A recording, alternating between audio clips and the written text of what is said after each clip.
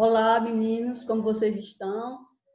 Estão guardadinhos, tranquilos, se cuidando? Infelizmente, a gente está ausente, né? Mas em sintonia com vocês. É necessário que fiquem em casa, que se cuidem, para quando a gente retornar, está todo mundo bem, todo mundo saudável e a gente dá continuidade às nossas aulas. Hoje eu vou fazer uma explanação de um capítulo para vocês, para que a gente continue com o nosso trabalho e vocês com a aprendizagem de vocês. E qualquer dúvida, a gente, quando retornar, trabalha essas questões de dúvidas. Parou?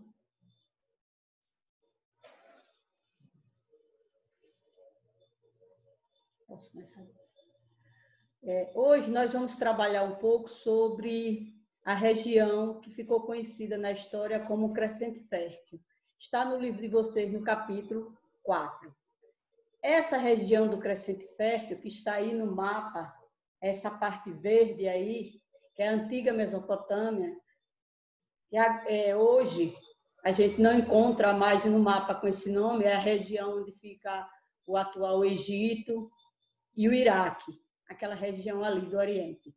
Mas essa região foi a primeira região a apresentar a civilização, a criar as primeiras cidades, a se desenvolver. Foi nessa região que o ser humano, no processo de sedentarização, criaram as suas primeiras aldeias, as suas primeiras cidades. Vamos, então, ver aqui. Mesopotâmia, percebam aí no mapa. Ela se encontra entre dois rios. No lado laranja aí está o rio Tigre. Do outro lado está o rio Eufrates. Mesopotâmia significa cidade entre rios. Então, já podemos perceber que esses povos que viveram nessa região, eles procuraram locais com água em abundância. Como nós já vimos nas aulas anteriores, presencial, as primeiras civilizações elas se formaram às margens dos rios, por vários motivos, né? Principalmente pela questão da água, pela questão da terra que ficava fértil após as enchentes, e pela pesca, pela navegação, e por todos os motivos que esses rios patrocinavam aqueles povos. O nascimento da civilização, como nós vimos, nessa região, conhecida como Crescente Fértil, é considerada o berço da civilização. Ou seja, foi nessa região, repito, que as primeiras sociedades, as primeiras civilizações se formaram. E nessa região entre o rio Nilo, Tigre, Eufrates e Jordão é a região do Crescente Fértil, porque não é só a Mesopotâmia que se localizava nessa região, mas também o Egito. Às suas margens desenvolveu-se a agricultura e seguiram as primeiras cidades de governos, ou seja, as primeiras cidades com um governo, com uma pessoa liderando os demais.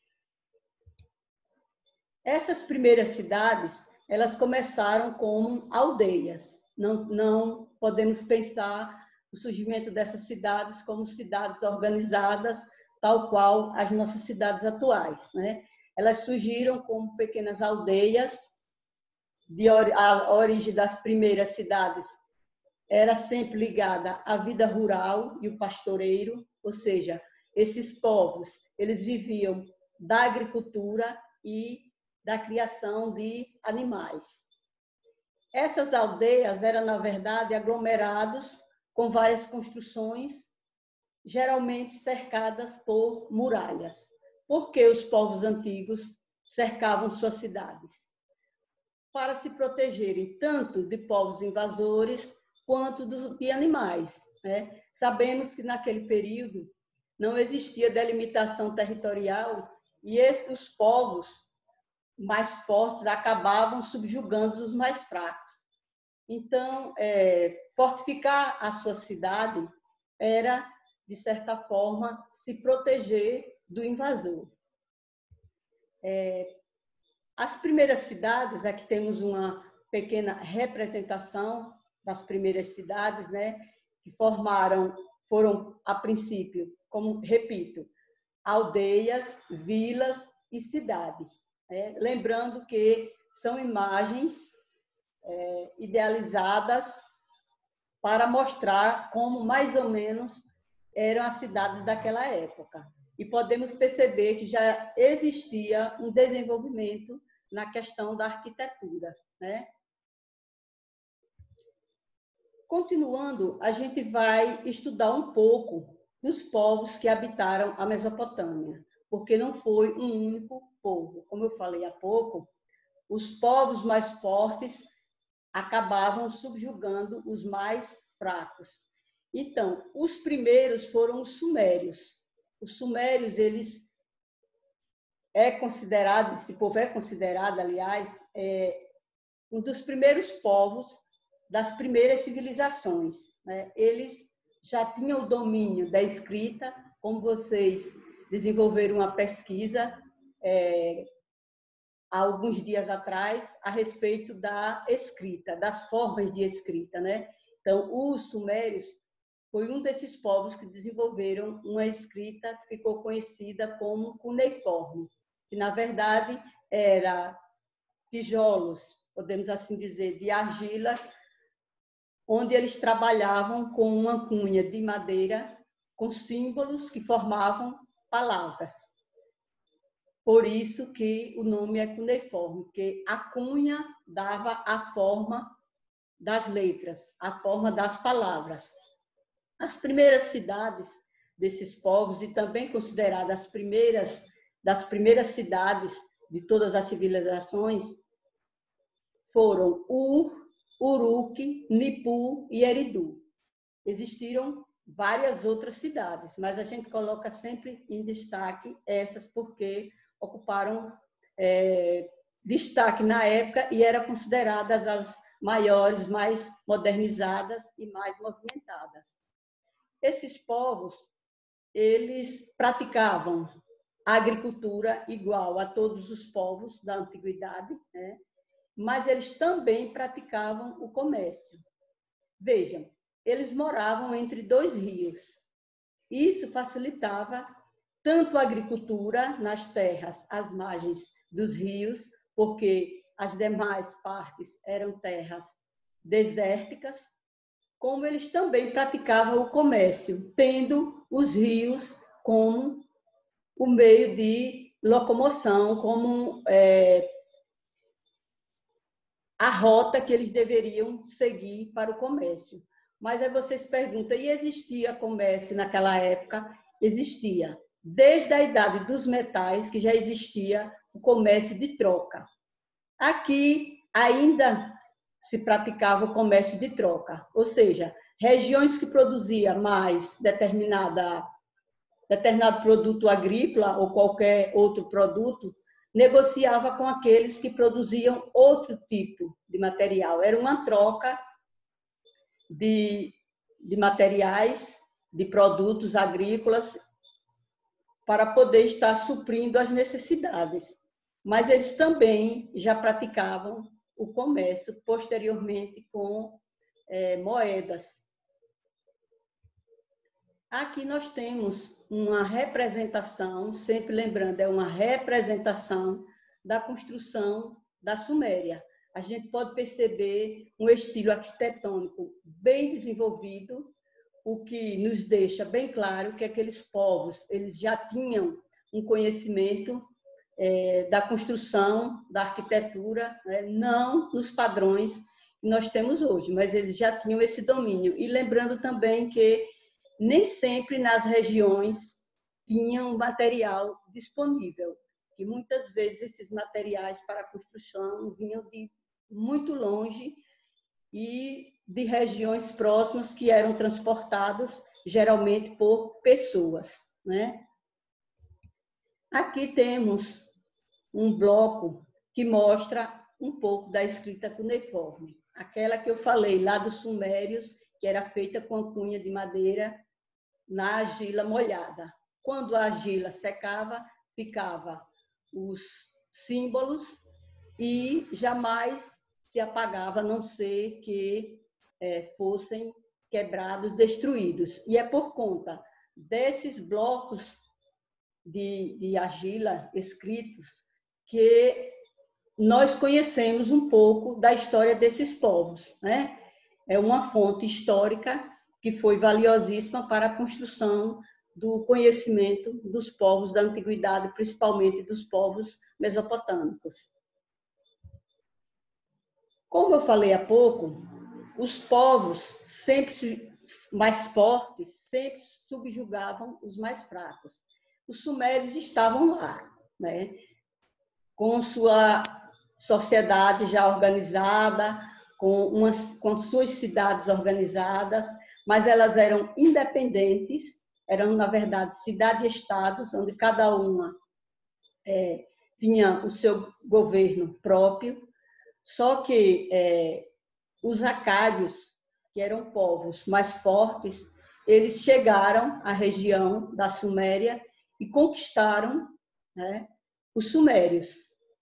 E lá eles mantiveram um império, que ficou conhecido como Império Acádio, por isso o nome, os Acádios, que sobreviveu por muitos anos, até que foi subjugado por outros povos. Então, dos Acádios, nós podemos dizer que foi o primeiro império mesopotâmico, porque, como eu disse, os demais eram cidades-estados dispersas. Aqui existe um primeiro império, uma concentração do poder administrativo, político, nas mãos de um rei, de um imperador, de um líder, vamos assim dizer. Nesse período, os acádios, eles criaram um exército forte. Quando eles chegaram à Suméria, eles já tinham um exército forte. E foi por conta justamente desse exército forte que os sumérios caíram diante deles. Eles apresentaram armas que os sumérios não tinham. Aí, quando eu falo armas, não pensem em metralhadoras, mísseis e outras coisas desse tipo que não são da época, né? Estamos falando aqui de arcos, de flechas, né? Até então, os sumérios usavam umas lanças pesadas que não tinham o poder de alcançar longas distâncias e, por conta disso, os acádios venceram eles justamente porque eles trouxeram arco e flecha, que alcançava maiores distâncias e atingia seus alvos. Então, os sumérios caíram frente aos acádios e os acádios criaram a sua capital, Acádia, né? Um dos reis que se destacou principalmente nessa conquista dos acádios foi Sargão I. Sargão I ele ficou conhecido como o soberano dos quatro cantos. Por que ele foi considerado soberano dos quatro cantos? Porque ele unificou os quatro cantos da antiga Mesopotâmia. Foi um comandante de muita estratégia política, estratégia de guerra e administrou com mãos de aço, né, o seu povo e também os sumérios, porque é bom lembrar, quando um povo se subjuga outro, é claro que várias pessoas morrem, né? Mas sempre sobra. Aqueles que sobravam continuavam, que não fugiam, continuavam naquele lugar, agora subjugados, ou seja, dominados por aqueles que chegaram. Era sempre assim que acontecia com os povos vencidos da antiguidade. Servia de escravos, continuava vivendo, alguns povos tratavam de maneira mais leve, não sendo cruéis, outros de forma mais cruel, e na verdade é que as culturas, principalmente dos povos subjugados, se mesclava a cultura dos povos que havia chegado naquele momento. E no decorrer do tempo, essa mescla de cultura gerava e nascia novas culturas, né? E continuando, vamos ver aqui um pouco do Império Babilônico, que vem para destronar o Império Acádio. Aquilo que eu sempre repito, o mais forte acabava subjugando o mais fraco. Cada um teve o seu momento de glória, seu momento de expansão, seu momento de conquista, mas acabavam, no decorrer dos anos, das décadas, caindo diante de outro povo que chegava mais forte do que eles estavam naquele momento.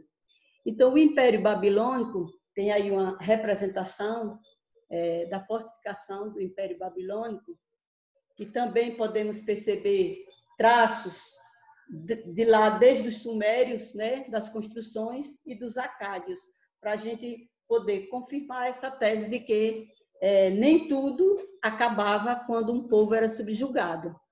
Sua cultura, suas heranças, sejam elas culturais, religiosas, elas sempre prevaleciam por um determinado tempo e acabavam se misturando à cultura dos povos dos conquistadores, aliás. Então, os babilônios eles chegaram e subjugaram os acádios. E aí, um dos governos babilônicos que se destacam é o governo de Hammurabi. Hammurabi, ele construiu grandes canais de irrigação. Aí vocês podem pensar, mas foi ele que inaugurou a construção de canais de irrigação? Não. Já existia desde o finalzinho da Idade dos Metais que o homem aprendeu a construir canais de irrigação para levar a água aos locais mais distantes. Ou seja, o homem aprendeu a transformar a natureza para garantir a sua sobrevivência. Então, já existia no período dos sumérios, dos acádios, mas foram os babilônicos que construíram os grandes canais, aqueles canais que levavam água para regiões mais longínquas, aqueles que construíram grandes diques para represar as águas, para poder manter o seu povo nos períodos de estiagem, mesmo porque a região, apesar de ser entre rios, era uma região que apresentava parte desérticas, né? E uma coisa que os babilônios se destacaram muito foi a questão do Código de Leis, o conhecido Código de Hammurabi, porque antes do Código de Hammurabi existiam leis, claro que existia, só que as leis elas eram mantidas pela tradição, ou seja, era de costume naquele povo, naquela sociedade, um determinado código de leis não escritos que eram cumpridos. E aquilo era mantido de geração a geração. Com o passar dos anos e no governo dos babilônios, foi criado o código que ficou conhecido como Código de Hammurabi. Esse código foi o primeiro código de lei sistematizado e escrito que existiu. Lá eles tinham os capítulos, os códigos para cada crime, para cada castigo, para cada um crime cometido. Então, não era uma coisa só passada na oralidade de geração a geração, mas era um conjunto de leis escritas.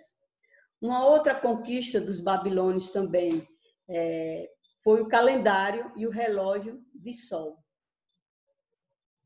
que para nós hoje não representa muita coisa, mas que para eles foi um grande avanço, uma grande descoberta, uma grande criação. Porque é comum as pessoas de hoje, do século XXI, entenderem ou quererem acreditar que tecnologia é coisa da internet e da computação. e que os povos antigos, os povos dos séculos passados, não tinham tecnologia. E é um grande engano. Em toda época da história das sociedades humanas existiram os avanços tecnológicos. A criação de um arado, por exemplo, foi uma revolução tecnológica que viabilizou a produção agrícola. Foi um grande avanço. Para nós, hoje, um arado é uma peça obsoleta, mas para eles foi, vamos assim dizer, decisivo para a sobrevivência, porque quando se passou a produzir mais alimento, mais chance as pessoas tinham de sobreviverem. Então, eles, os povos antigos, todos eles tiveram as suas criações, os seus avanços, e isso era tecnologia. E o calendário e o relógio de sol foi uma criação muito avançada na época dos babilônios. A gente não pode entender as sociedades antigas querendo comparar com as nossas sociedades atuais, né? A história é filha do seu tempo, cada coisa dentro do seu tempo. Naquele tempo, era esse o contexto de pequenas coisas que eram decisivas para a sobrevivência e para o avanço e manutenção daquelas sociedades.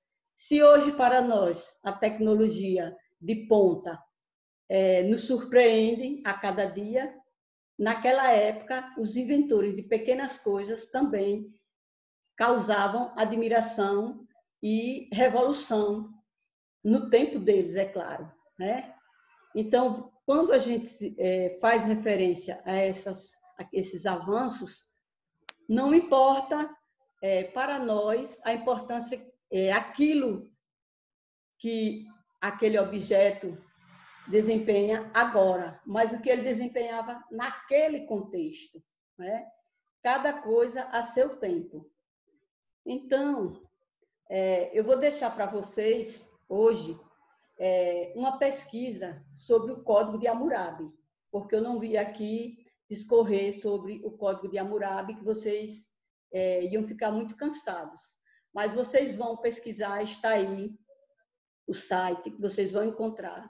Vocês vão pegar o caderno de história e anotar dentro do código, dentro daquelas leis, daquelas determinações, daqueles castigos, daquelas punições, vocês vão ver o que mais chamou a atenção de vocês e vocês vão anotar no caderno de história de vocês, para quando a gente retornar às nossas aulas presenciais, a gente fazer um debate com todos vocês, certo?